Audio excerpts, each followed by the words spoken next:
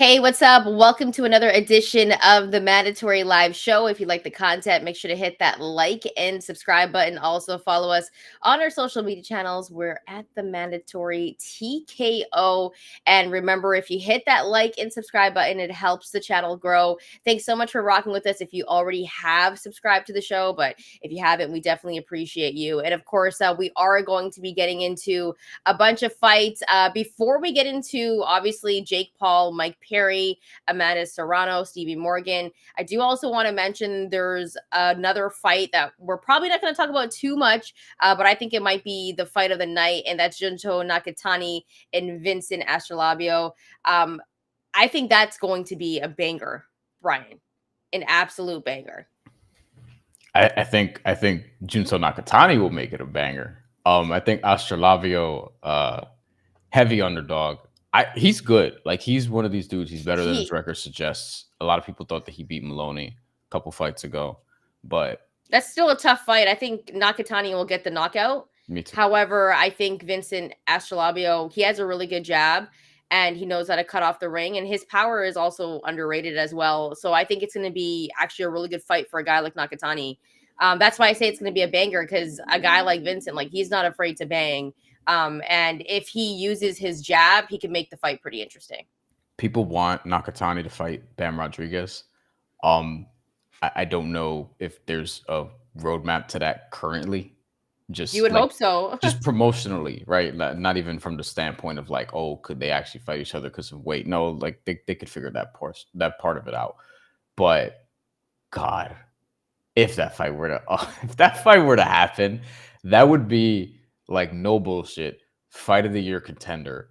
Um, Two guys that are at least flirting with the pound for pound list, but I actually think Bam Rodriguez and Junso Nakatani are on the Ring Magazine pound for pound, if I'm not mistaken. I know at least one of them is. Some people would have both. Uh, we both have Bam in ours. I'm not sure if we have Nakatani in ours. I don't, on not on mine, not yet. Close. It's close on mine. Yeah, We'll, but we'll we'll talk Bam again. We'll definitely talk got again in. after Saturday, but you know. Yeah, Bam definitely got in. I don't even think Nakatani gets in after Saturday. Because the list it's a Probably tough not. list. Yeah. But definitely Bam Rodriguez after his win against El Gallo a couple of weeks ago. Is But Nakatani second most popular or even second best Japanese boxer right now after Inoue? I'd probably say so. Yeah, Okay. for sure. Japan's Killing Japan's it right crushing it. now. Yeah. Killing it right now. Like, they are killing it. So shout out to Japan, always giving us some great fights. But I think that's going to be the fight of the night for me, that the one that I'm looking forward to, because when we get to this card, Jake Paul, Mike Perry, also Amanda Serrano, Stevie Morgan, this was essentially originally supposed to be Jake Paul, Mike Tyson, and Amanda Serrano, Katie Taylor 2. So we're getting the fight still with Jake Paul and Amanda Serrano, but this isn't the fight that we actually expected to get. But nonetheless, tune-up fights, we are going to be getting that card with Jake Paul, Mike Tyson, Amanda Serrano, and Katie Taylor 2 in November. But a tune-up fight for both of them. Brian, let's start off with the main event here. Jake Paul is a minus 425 against the former UFC fighter, Mike Perry, who is a plus 300 straight up on the money line. Mike Perry had one professional boxing fight. Just one. But we've seen him throw down in the octagon. We know that he can brawl, but this is boxing. Brian, how do you have this one going? Also 5-0 in BKFC. Largely against former UFC fighters as well, but very, very good at BKFC, which is not boxing. It's different. No gloves, that makes a difference. And when you watch a lot of BKFC fights, you don't see a ton of defense in Mike Perry when he has his exchanges in BKFC fights. Those hands are low. It's really just all offense, and that's I'm not gonna go as far as to say Jake Paul is an expert counterpuncher, but we've seen him use his range to counterpunch effectively. I have Jake Paul winning this by stoppage at minus 130. It's actually minus 125 now. I took it at minus 130 when it opened at one prominent sports book. So obviously I'd like it at minus 125 too. And if it continues to move a little bit toward like minus 110 or whatever, then yeah, I'll just jump on it again. Like I have no problem with that. It was the bet I wanted, and I was surprised that it opened where it was. Mike Perry, I guess, is seen as kind of a live dog, and I feel like anyone with real fighting experience and power punching is probably going to be seen as a live dog against Jake Paul at this point. But like Jake Paul, like boxing is his discipline. This is what he has practiced. He has progressed at. He's not, I don't think he's a future world champion, but I mean, he is somebody who has destroyed these former MMA fighters. Like, this is his bag. This is what he does. You know what I mean? Like, and I think ultimately he's going to stop Mike Perry, who actually has been stopped in a boxing match before, less than 10 years ago. In the UFC, he had an action style. In BKFC, he had an action style. And the weight's going to be interesting here, too, because this is going to be contested at cruiserweight. Jake Paul weighed between 183 and 191 for the first several fights of his career. He actually got to the 199-pound, basically under 200-pound weight limit for cruiserweight. He got to 199 in his last two weigh-ins. Mike Perry hasn't fought at 200 pounds. He's been fighting at 185. He's also fought at 175 in BKFC and 170 in the UFC. But 185 is as high as he's gone. And, Jake Paul's going to have the height advantage, the weight advantage, the reach advantage, the age advantage. And he's probably a better boxer at this point. So Jake Paul by stoppage. Yeah, I mean, you kind of explained it pretty well all there. It left me nothing to say, Bryan. But I think for Mike Perry, the thing with him is that we've seen him in the UFC before. And like I said before, he likes to brawl. I think he's going to want this fight on the inside and try to make it a war. But at the same time, I think Jake Paul, with his size, the fact that he's been killing these UFC dudes. I mean, he beat Tyron Woodley twice. Tyron Woodley is way better than Mike Perry in the UFC ring in the octagon as well. So with that being said, I'm just thinking this is a fight that is set up to be a great shot for Jake Paul to put on a great performance, and that's what he's going to want. My one question is not really about the fight, Bryan, and I want to get into this later, but it's still on pay-per-view for some strange reason. I don't think this fight should be on pay-per-view. I don't think it's going to get the numbers that people are thinking it's going to get, and there's not a lot of hype for this fight. But getting back to the match itself, Jake Paul, the one thing that he has that works really well for him is the right hand. His left hook has gotten better. I think he's going to be able to control the distance in this one. And I think by the mid rounds, I think he's going to get to Perry and he's going to be able to land that right hand on him. And it's going to be a stoppage victory for Jake Paul. He'll be getting the win there. So that's how I'm rolling with it. It's a minus 125 right now on FanDuel. And I just think Mike Perry, he's going to get a big payday for this one. But going back to the pay-per-view, I mean, when it was initially Mike Tyson that was going to be on this card, also Amanda Serrano and Katie Taylor too, and now it's not. Very surprising that it's still on pay-per-view. Yeah, this isn't the pay-per-view fight. This isn't the pay-per-view card. The co-feature, which we're about to talk about, just extremely one-sided in terms of where the odds place it. Still an interesting fight, but you have a minus a million favorite practically. There are some pretty good fights on the card, and there's pretty interesting ones like Uriah Hall versus Julio Cesar Chavez Jr., which I'm kind of like, you would think, but when you look at the sports books, Chavez is not a big favorite. He's a favorite, but he's not like a huge favorite there. Uriah Hall 1-0 in boxing. He beat Le'Veon Bell, former NFL running back, and fantasy. You can't even take that. Like, oh man, the fall of Le'Veon hurts me a little bit. Really? Hurts, yeah, that hurts me a little bit. Because he was a beast. He was such a beast, man, before he wanted out of Pittsburgh. His boxing didn't look bad too. He had head move. His hands were just low. Whatever. Like I hate the sidebar real quick. You Instagram commenters who are always commenting on people's boxing shit, like, oh, your hands are low, your hands are low. And it's like, bro, when you watch actual boxers fight, they're offhand, the hand they're not throwing is not always up every fucking punch. Like, yes, you want it to be, you want left to be glued to the face if you're throwing a right hook or whatever the case may be. Realistically, it's just not every fucking time. You watch a fight and there's dudes throwing and their left hand is down. It just happens in the heat of a fight.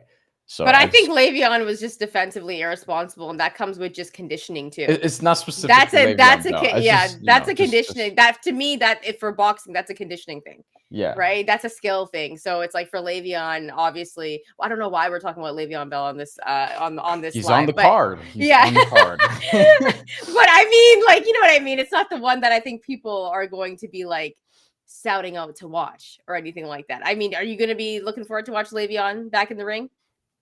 Now I might be. Well, he's not. Well, no, actually, Le'Veon's not in the card. He fought someone that's on this card. He's not on this card. I would see Le'Veon Bell box again, Isn't though. he back on another card soon though? Did I not hear that? We'll look this up. Your Yeah. boy H2O is also on this, and he's fighting Canadian Lucas Body, undefeated versus undefeated. Also, Le'Veon Bell 2-1, no knockouts. He hasn't been knocked out, but he's 2-1 on BoxRec. he knocked out somebody. Did he Did he? not? Did he knock out? No, it wasn't Frank Gore. No, it looks like he won by unanimous decision. All of his fights. Uriah Hall, Joel Morris, and Tristan Ham. Whatever. It's just sidebars. You're thinking about somebody else. I am. Le'Veon Bell, shout out to you. But yeah, your boy H2O is on this card. He's got a 10-round fight against Canadian Lucas Body, who's from Ontario. So that's one of the most interesting fights in this card. But we have the co-feature, and we have a big favorite there. Yeah. Honestly, I think the only other one that I'm looking forward to is Uriah Hall and Cesar Chavez. That's the one where I'm like, okay, I could be interested in that one. Shadeja Green's return? Sure. I mean, her last fight, disappointing to say the least, right? So let's get to the co-feature though, because Amanda Serrano back in the ring, and she's a massive favorite, and as she should be. I believe she's a minus 4,000 against Stevie Morgan, who's a plus 1,600. And of course, just a big mismatch when you even think about in terms of experience. I think for the amateur, Stevie Morgan was like 12-8. She does have power. When you take a look at her record. Sure. However, this is a fight for Amanda Serrano, which I think will be a good tune-up because she's going to stay busy.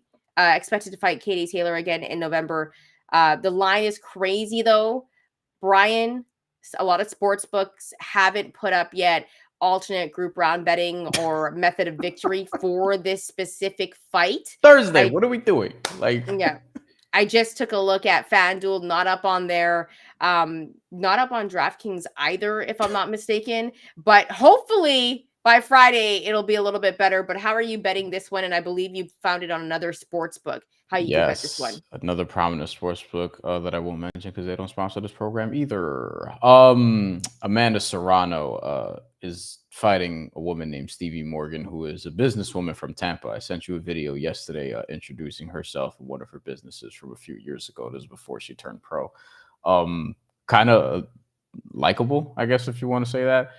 Power, as you mentioned, 14-1, 13 knockouts. Most of her fights, she's from Tampa. This fight's going to be in Tampa, if I'm not mistaken. Of course, after I get out of Tampa, it's going to be there. She turned pro like 2 years ago, Stevie Morgan. So she's been very, very active. Almost all of her fights have been in Colombia. I don't really know what, like, I'd love somebody to ask her why that's the case. But whatever. Her loss was to Calista Salgado, who, if you follow boxing, the women in particular, journeywoman. She was 21-17 at the time they fought. Amanda Serrano beat this woman, Salgado, in July of 2016 via first round TKO. And she was a journeywoman then. She's a journeywoman now. And listen, I didn't watch the fight. It was a majority decision. Stevie Morgan, the white woman, lost to Salgado, who was in her hometown. So I don't know if there was just to be clear, she's white, right? To be clear, okay. Yeah, look, Stevie Morgan. You don't know, but I'm just saying the American is what I probably should have said. The American went to Colombia, and I don't know if there was shenanigans in the judging, but it was a majority decision loss. I don't know. But like Calista Salgado beat her. That happened. Okay, regardless, I have Amanda Serrano winning this by decision, plus 125 at one book. And believe me, one book, because God, if you could find method of victory elsewhere, please share. Right? That's surprising that you took that, because I know before we got on, you were telling me, I think you might take knockout. And I said, no, I'm going to take decision. I thought you would be taking the knockout. Listen, you know, Amanda Serrano is one of my favorites, but she hasn't gotten a knockout since March 2021. And I've told you this before, and I've talked about this on the show. At some point, you just kind of stop knocking people out. I don't know if she's at that point of her career, but Manny Pacquiao, after 2009, fought 17 times and got one knockout. Canelo Alvarez has boxed to 5 straight decisions and only has 3 knockouts in his last 9 fights, all since the end of 2019, basically 2020. So is Amanda Serrano at that point? I don't know. And then you have the added bonus of she's moving up three weight classes to fight at 140 pounds, where she's won a title before, but she kind of just, it was like a cameo. She kind of just came in, won a title, and dipped. She's mostly a featherweight. So, well, that's where she's going to be fighting Katie Taylor as well at Yes. 140 pounds. So this is a good tune-up fight for Amanda Serrano. But that's also why I'm taking her to win by decision. And you said it was plus 125, if I'm not mistaken. I think that's the way to bet this one for Amanda Serrano, because Stevie Morgan, she's a natural 140 pounder. And despite the fact that she doesn't have the experience that Serrano has, she doesn't have the speed, she doesn't have the jab, the work rate that Serrano has. She's tough. She'll fight you on the inside, and she does have that power. So I think the fact that Stevie Morgan in size, there's going to be that difference. I think this is actually going to be a very good fight. Now, is she going to be able to hang with Serrano?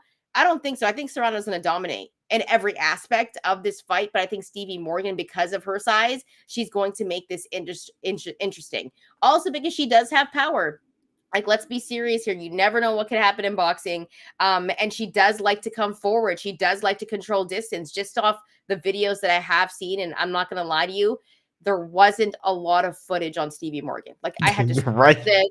I had to search this up just to kind of see how she fought in her style. A little bit similar to Amanda Serrano, but she just doesn't have the work rate and speed that Serrano does. But other than that, very, very similar. So it actually makes for a good fight, because essentially they would mirror each other. But Serrano is just miles ahead in this one. And I think this is a good tune-up fight for her.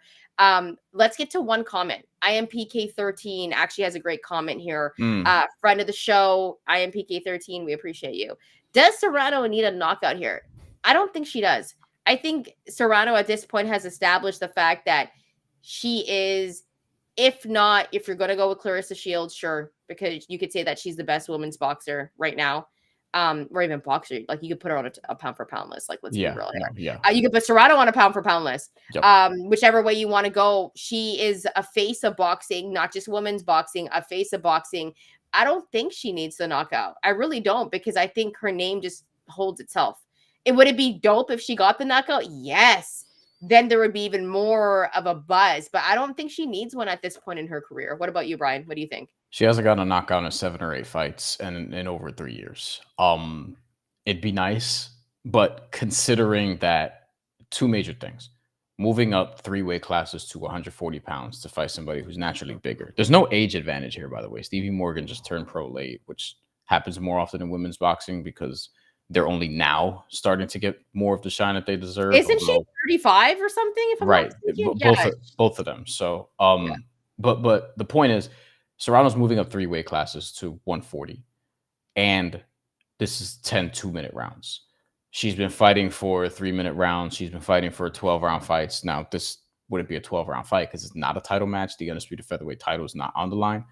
But because of those 2 key things, the weight and the time, I don't think she needs a knockout necessarily. It'd be nice. And you mentioned Stevie Morgan wanting to fight on the inside. You know, Amanda Serrano gets hit. Like, she's not. But she'll bang with you. Like, she's going to throw with you. She's going to take a punch and throw a punch. Like, Amanda Serrano can take punches. Like, she's no joke. Also, I think if it was 3-minute rounds, I think we'd get a stoppage then. Because I think Serrano would be way too much. She'd be picking her apart. I thought that with Danilo Ramos, and she didn't even get dropped. And it was 12 rounds. And Stevie Morgan's much bigger, to the point of we have a comment here actually about this. And shout out to I hope I'm saying your name right. You want to take a swing at the name or no? I'm terrible at names. I want to go with Elaine. What do you think? Please let us know. I don't want to get your name wrong. I'm sorry. Let us know how you pronounce it. Go ahead, Bryan. Take a jab at that. Alani Rose Delgado. You got it. I think I got it. Let me know. Yeah. Let me know. Let me know if it's Alani, Elaine. It might be Elaine actually. It I could don't be even I don't Elaine. even know what I said. All I'm right, looking at it like, what did I even say out loud? please let us know. But this is a great comment. Serrano's It's moving up a couple divisions. Morgan is a natural 140-pound fighter, and the night of the fight, Morgan will be between 155 and 160 pounds after rehydrating. And it's funny because like Amanda Serrano, you know, she's not a natural 140 pounder. Is she even going to rehydrate all that much? So I think there is going to be a size difference here before you get to that. Amanda Serrano also is going to be at a height disadvantage. I think a reach disadvantage as well, except the little that we know about Stevie Morgan, her reach isn't even available online. Like you yeah. can't find it, but the height advantage is there, 5'8" versus about 5'6". And Amanda Serrano is basically reach is about 66 inches. So if Stevie Morgan's reach is equal to her height, which isn't always the case with boxers, then it'll be 68 inches. So it'll be a slight advantage there.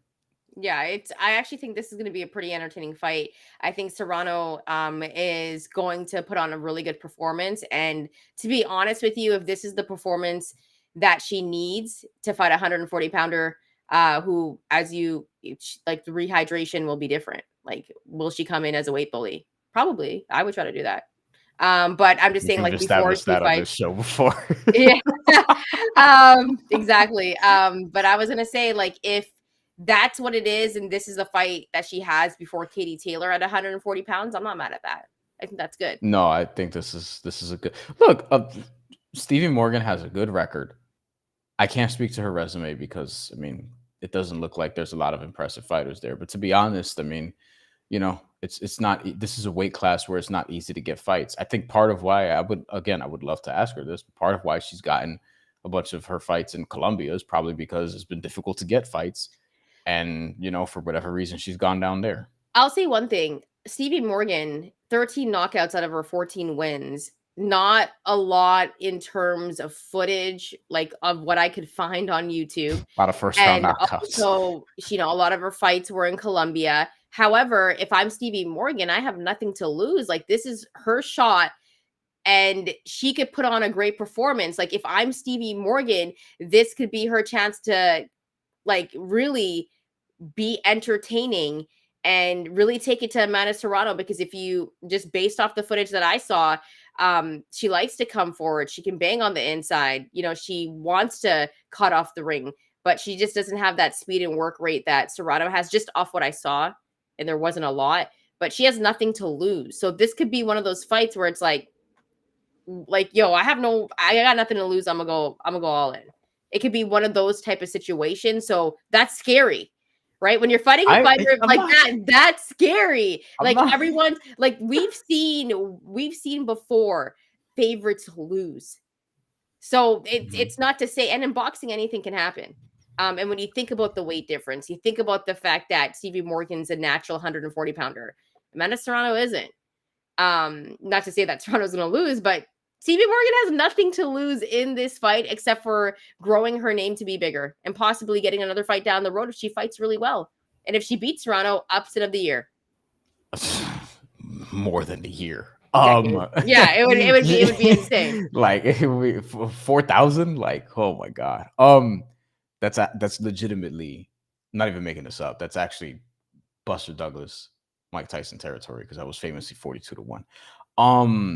Listen, I do have actual concerns, like the moving up in weight for Amanda Serrano, size difference, the unknowns. Like Stevie Morgan is just such a wild card. Like she's almost too unknown.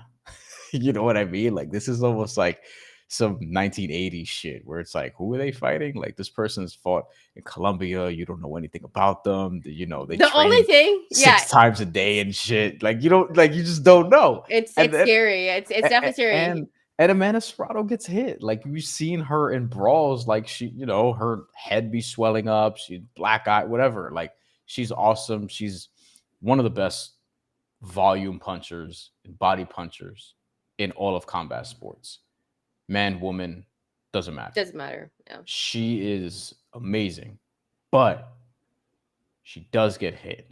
So, deploying that style against somebody who's naturally bigger, who has power, like there's just a lot we don't know here. So for me to even see this line at -4,000, it's kind of like, oh my God, really? But I think I understand why. Yeah. I understand why, but like we mentioned, in boxing, anything can happen, and it's one of those fights that you got to keep your eye on. But we're both taking Amanda Serrano to win by decision. Let's be clear.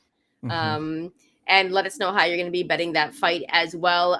Bryan, before we get up and out of here, we also do want to mention that even though there's not too much buzz on this fight, and let's get to some comments here, because Brewski, friend of the show as well, thanks for rocking with us this morning. What's up, y'all? Not really into the MVP scene, MVP promotions, but excited to see Serrano back in action. I think for most people, it's kind of like that. As well. I'm just being honest. I mean, I think even when the fight was mentioned, like obviously Mike Tyson's older, and I think there's concern for Tyson, but people were excited because if you're an old head, you're like, yo, I want to see Mike Tyson knock out Jake Paul. And then obviously, if you're a Jake Paul fan, you want to see him knock out Mike Tyson, right? Because he's like one of the best knockout artists of all time. And that's not happening. So the buzz has kind of went away. But even then, I was more looking forward to Amanda Serrano and Katie Taylor too. Like that's just the truth of it. So I think people want to see Serrano in this fight. But despite all that, we are going to do a post-fight show. Yes, after Jake Paul and Mike Perry get it on, we are going to be hanging out with you. So make sure to come and join us after the fight. We're going to be breaking it all down. We'll be breaking down the card. And we'll probably also have to talk about Shantelle Nakatani as well, and Vincent Astrolabio. So we are going to be getting into all of that. So make sure to join us after the fight, because we will be rocking with you. Bryan, any final thoughts before we get up and out of here? Whoa. I got to put this up first. Yeah. I was going to say, we got a comment, and any more comments before we get out of here, because we're wrapping up. We will take a couple more comments on the way out. But fight news comments here: Morgan by TKO in the 8th or 9th round. I'll tell you what, you can get some crazy odds on that, because this is a woman who's plus 1,600 on the money line. If you could find just a straight like stoppage in a round, and you put like money, you put $10 on that, maybe even just $5, you'd make a big profit if that were to happen. But I don't think that's going to happen. That's if you end up betting that fight news, drop your slips. We want to know. Listen, you know what I and mean? if that would be, I'm not even joking, that would be the biggest upset in boxing in years. Yeah, years. I think it'd be a bigger upset than Andy Ruiz and Anthony Joshua for sure. 100%, because at least we knew Andy Ruiz had quick hands. And he was tough, knew he was right? good. Yeah, like he was legit.